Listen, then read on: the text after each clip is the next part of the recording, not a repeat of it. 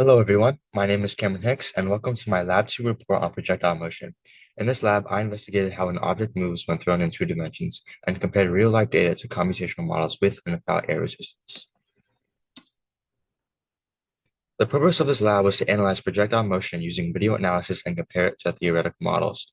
I used Tracker to collect experimental data from a video of my projectile and then built two computational models in GlowScript, one including only gravity and another including both gravity and drag forces.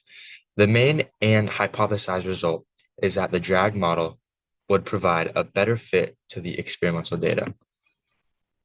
The main physics principles here are Newton's second law, F equals ma, and the momentum principle, which says that the rate of change of momentum equals the net force. For my system, gravity always acts downwards, with Fg equals m times g, and drag is modeled as a force opposite to velocity, with a magnitude proportional to the square of the speed. This equation is F sub drag equals negative b times v squared in the direction opposite of motion. I assumed the object was small, motion was two-dimensional, and that the camera calibration was accurate. My system was a projectile, which in my case was a paper ball. The surroundings were Earth, providing gravity, the air providing drag, the camera frame, and the table.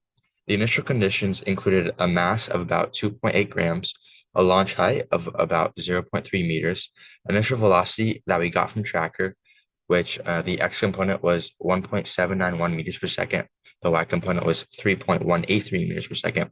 The calibration was a table length, and we used it to set to scale, and the coordinate axis, which was the x-axis along floor, origin directly under release point.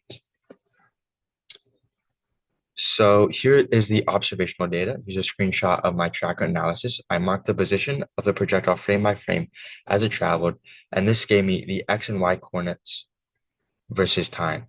The data was then exported into a spreadsheet so I could plot the full trajectory and compare it with my computational model.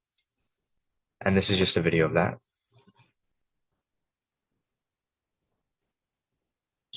For the first computational model, I used GlowScript and included only gravity as the force. The starter code was modified with my object's mass, initial position, and velocity.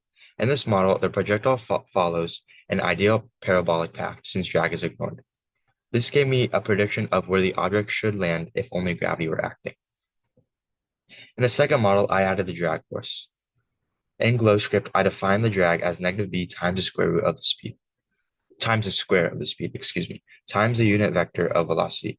The proportionality constant b was chosen to best fit my experimental data.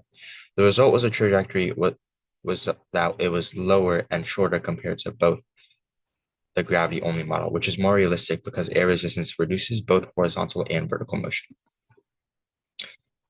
Here is the comparison plot. The position versus time graph shows distinct variation between all three models.